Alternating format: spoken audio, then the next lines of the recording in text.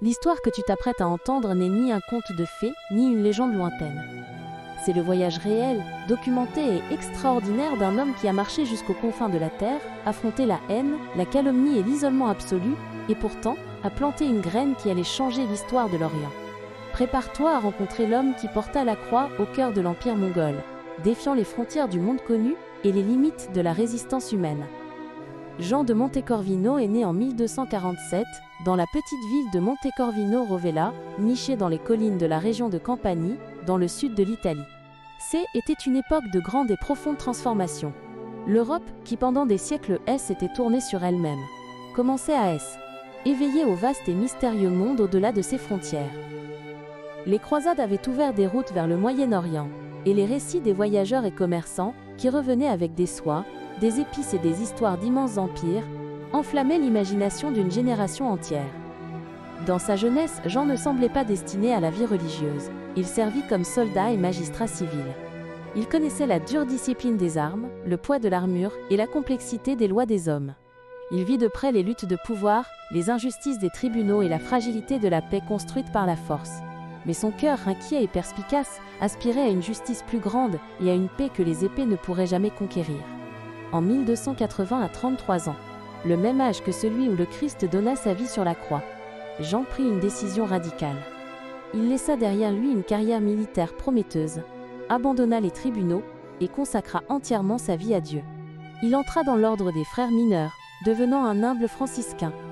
Comme franciscain, Jean ne chercha pas le confort et la sécurité des monastères européens. L'esprit de saint François d'Assise brûlait en lui d'une urgence missionnaire. Il voulait porter la lumière de l'Évangile là où elle n'avait pas encore brillé, au peuple qui n'avait jamais entendu parler de l'amour du Christ. Son intelligence vive, son expérience diplomatique acquise dans les tribunaux et, surtout, sa foi inébranlable attirèrent rapidement l'attention des plus hautes autorités de l'Église. En 1272, avant même son ordination formelle, il avait déjà été chargé par l'empereur byzantin Michel VIII Paléologue d'une mission très délicate. Négocier avec le pape Grégoire X la réunification des églises d'Orient et d'Occident, séparées par le grand schisme. Mais le véritable appel de Jean se trouvait encore plus à l'est, dans les terres arides et dangereuses de l'Asie. Entre 1275 et 1286, il se consacra sans relâche à la prédication au Proche et Moyen-Orient. Il voyagea en Arménie et en Perse, s'immergeant dans des cultures profondément différentes de la sienne. Il apprit de nouvelles langues, comprit les coutumes locales et prépara son esprit aux défis colossaux à venir. Il n'était pas un touriste, il était un ambassadeur du Christ, forgeant son caractère dans la chaleur du désert et la complexité des relations interreligieuses. En 1286, un événement extraordinaire changea le cours de sa vie et de l'histoire des missions. Une demande inattendue arriva à Rome. Arghun, le puissant souverain mongol de Perse, l'Ilkhin, envoya un moine nestorien nommé Rabban Barsoma comme émissaire auprès du pape. La demande était claire et surprenante, que des missionnaires catholiques soient envoyés à la cour du grand Khan, Kubilai Khan, l'empereur suprême de la dynastie Yuan, dans la lointaine et mythique Chine. On disait que l'empereur mongol, petit-fils du redoutable Genghis Khan, était un homme d'esprit ouvert, tolérant envers les religions et favorable au christianisme. Le pape Nicolas IV, un homme de grande vision, y vit une opportunité providentielle, une porte ouverte par Dieu lui-même pour évangélisation du plus grand empire que le monde ait jamais connu. En 1289, il confia à Jean de Montecorvino la mission la plus importante, audacieuse et dangereuse de sa vie, voyager jusqu'en Chine en tant que légat papal, avec autorité apostolique, pour établir l'Église catholique au cœur de l'Empire mongol. À 42 ans, un âge où beaucoup d'hommes de son époque pensaient déjà au repos, Jean partit vers l'inconnu. Il emportait avec lui des lettres officielles du pape, pour les gouvernants mongols, pour le roi d'Arménie, pour le patriarche des Jacobites et pour d'autres autorités de l'Orient. Ses compagnons de voyage étaient peu nombreux, mais courageux, le frère dominicain Nicolas de Pistoia et le marchand expérimenté Pierre de Lucalongo.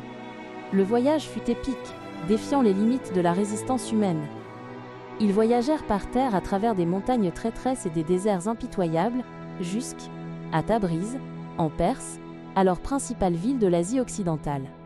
De là, la route terrestre devint impraticable à cause de guerres locales, les obligeant à descendre vers la mer. En 1291, ils embarquèrent sur des navires précaires en direction de l'Inde. Dans la région de Madras, dans le sud de l'Inde, connue comme la terre de saint Thomas, en raison de la tradition selon laquelle l'apôtre y avait prêché et est mort, Jean resta 13 longs mois. Il ne perdit pas de temps.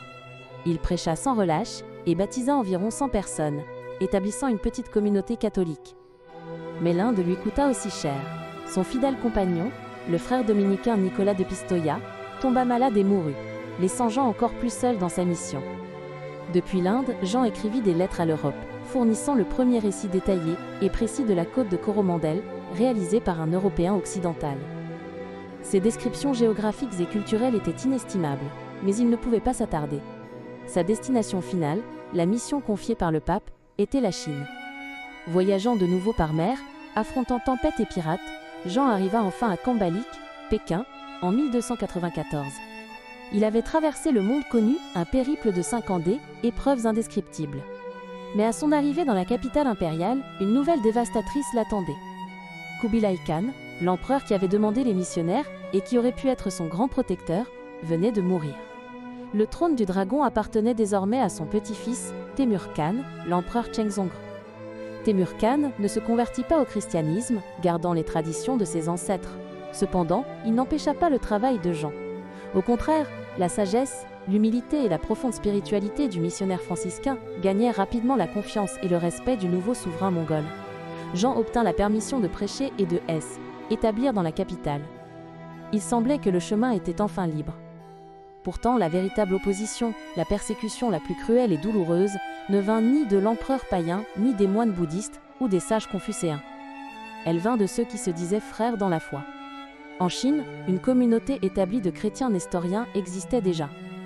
Ils suivaient des doctrines condamnées par l'Église catholique des siècles auparavant, mais avaient trouvé refuge et prospérité en Orient. Ils avaient une grande influence à la cour mongole, occupaient des postes importants et voyaient l'arrivée du légat papal, Jean de Montecorvino, comme une menace directe à leur pouvoir, à leur monopole religieux et à leurs privilèges.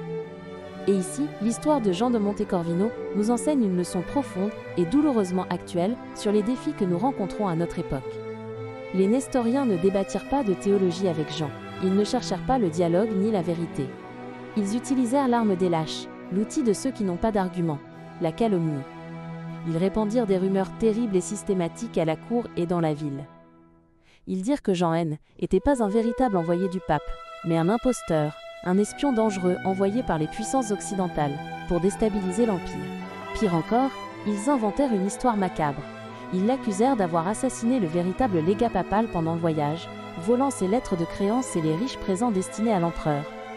Pendant 5 longues et angoissantes années, Jean vécut sous le poids écrasant de ces mensonges. La calomnie est un poison lent.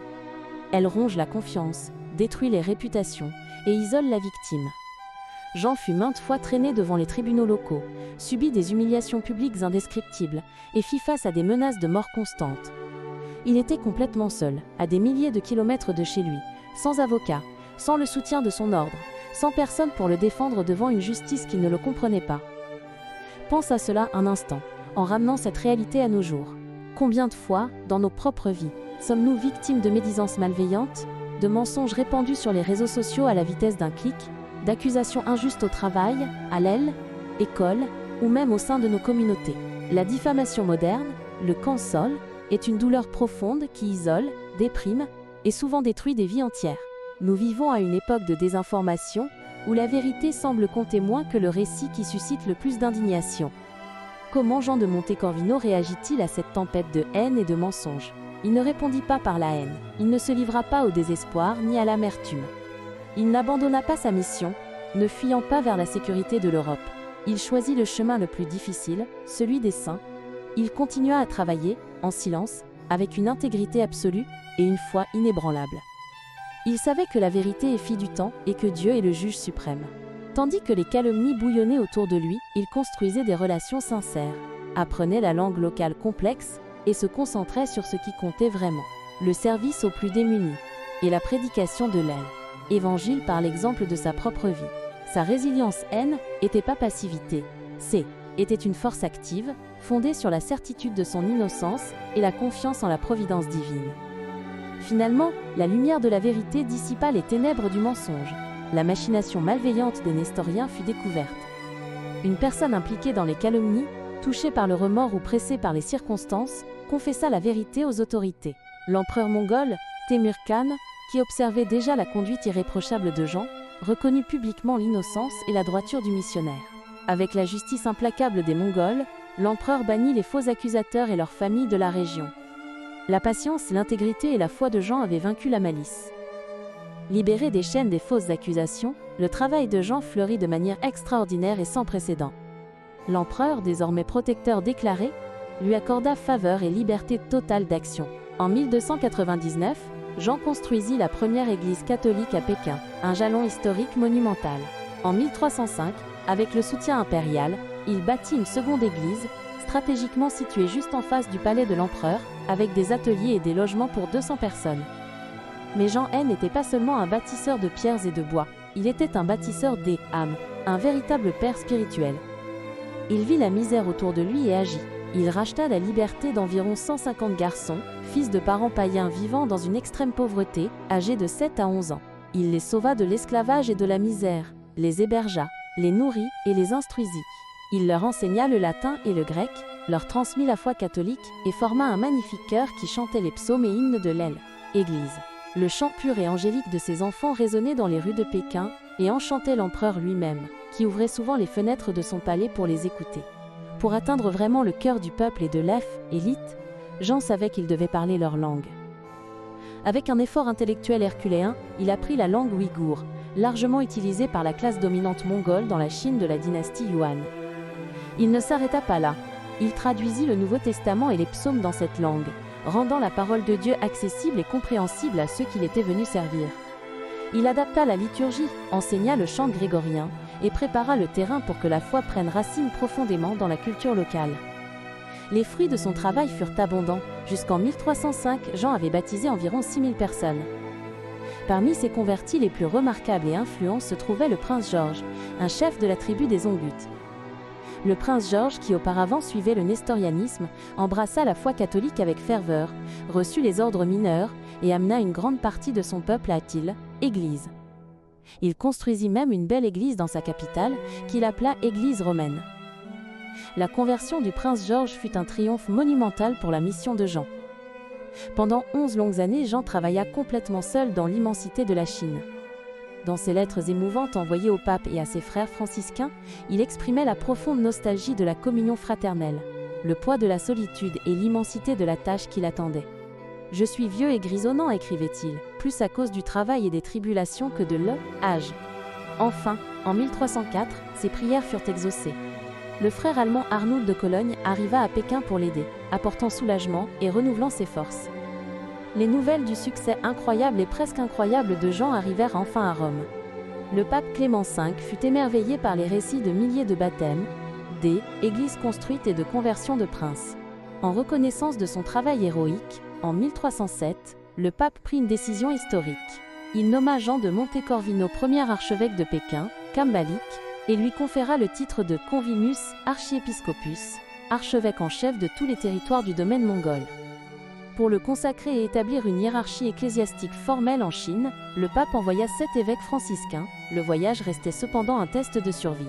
Sur les 7 évêques envoyés, seuls 3, Gérard, Pellerin et André de Pérouse, survécurent au danger du voyage et arrivèrent vivants en Chine en 1308.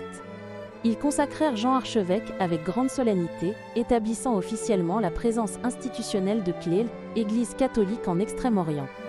Sous la direction sage et infatigable de l'archevêque Jean, la mission continua de croître et de s'étendre.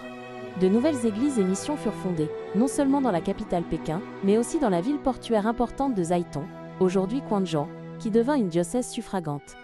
Jean poursuivit la traduction de textes liturgiques, l'ordination de clercs locaux et la construction d'un pont de foi, de culture et de respect mutuel entre l'Occident et l'Orient, un pont qui durerait des décennies.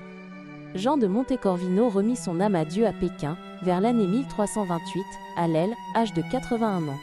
Il avait passé plus de 34 années ininterrompues en Chine, sans jamais retourner dans sa chère Italie, sans jamais revoir sa famille ni ses amis d'enfance. Il donna toute sa vie, chaque goutte de sa sueur et chaque battement de son cœur, pour ce peuple qu'il apprit à aimer comme son propre troupeau. Sa mort fut un événement de deuil national. Il fut pleuré non seulement par les milliers de chrétiens qu'il avait engendrés dans la foi, mais aussi par des païens, des Mongols et des Chinois, qui reconnaissaient en lui un homme de vertu extraordinaire. Il était vénéré comme un homme saint, un véritable serviteur de Dieu, dont la bonté transcendait les barrières religieuses et culturelles. La mission qu'il fonda avec tant de sacrifices survécut plus de 40 ans après sa mort, jusqu'à la chute de la dynastie mongole Yuan et l'ascension de la dynastie Ming en 1368, qui conduisirent à l'expulsion des étrangers et à la fermeture de la Chine au monde extérieur, mettant temporairement fin à ce glorieux chapitre de l'histoire des missions. Église catholique vénère Jean de Montecorvino comme serviteur de Dieu, reconnaissant l'héroïsme de ses vertus. Sa vie est un témoignage puissant et intemporel de ce qu'un seul homme, armé seulement d'une foi inébranlable, d'un courage indomptable et d'un amour inconditionnel, peut accomplir contre toute attente. L'histoire de Jean de Montecorvino n'est pas seulement une page brillante des annales du passé. C'est un miroir cristallin pour nos jours, un manuel de survie spirituelle pour le monde moderne. Dans une société où la vérité est souvent déformée par des récits convenables, où la calomnie et le cancel voyagent à la vitesse de la lumière sur les réseaux sociaux, et où la foi chrétienne est souvent marginalisée ou ridiculisée, l'exemple de Jean brille comme un phare dans la tempête. Il nous enseigne, avec éloquence de sa propre vie, que l'intégrité non négociable est la meilleure et la plus durable défense contre le mensonge. Que la patience, la résilience et le travail silencieux et honnête sont infiniment plus forts que les cris hystériques des accusateurs. Il nous montre que construire des relations basées sur le respect et la charité peut transformer des ennemis en alliés. Et, par-dessus tout, il nous prouve que, même quand nous nous sentons complètement seuls, isolés et incompris, Dieu travaille silencieusement à travers nous pour accomplir des choses extraordinaires, ouvrant des chemins là où il n'y avait que des ombres. L'histoire que tu viens d'entendre ne parle pas seulement du passé, c'est une graine pour l'avenir. Ose, les saints ne sont pas sur un piédestal pour être seulement admirés. Ils sont une invitation, un appel pour que nous puissions aussi être des héros de la foi, en notre temps, en notre lieu. Ose. Si ce message a touché ton cœur, ne le garde pas pour toi. Le monde a besoin de lumière, le monde a besoin d'espérance. Ose. Sois le porteur de cette lumière. Partage cette vidéo. Abonne-toi pour ne manquer aucune histoire. Et, surtout, prie avec nous pour que davantage de cœurs soient touchés. Ensemble nous sommes Eli, Église vivante. Ensemble nous maintenons la flamme de la foi allumée. Seigneur Dieu Père d'infinie bonté, qui a inspiré ton serviteur Jean de Montecorvino à quitter sa patrie, ses conforts et ses sécurités, pour affronter d'innombrables dangers, afin de porter la lumière salvatrice de Silla, évangile au peuple lointain de l'Orient. Accorde-nous, nous te le demandons, le même courage indomptable, et le même zèle missionnaire, qui enflammait son cœur. Aide-nous Seigneur, à supporter les calomnies, les injustices et les adversités de notre temps, avec la même patience, douceur et intégrité qu'il a montré, en nous confiant toujours et inébranlablement, en ta divine providence, et en la force de ta vérité. Que notre vie, à l'exemple de celle de ton fidèle serviteur Jean, soit un témoignage vivant, joyeux et transformateur de ton amour, afin que tous les peuples, dans toutes les nations, te connaissent, t'aiment et te servent. Par notre Seigneur Jésus-Christ,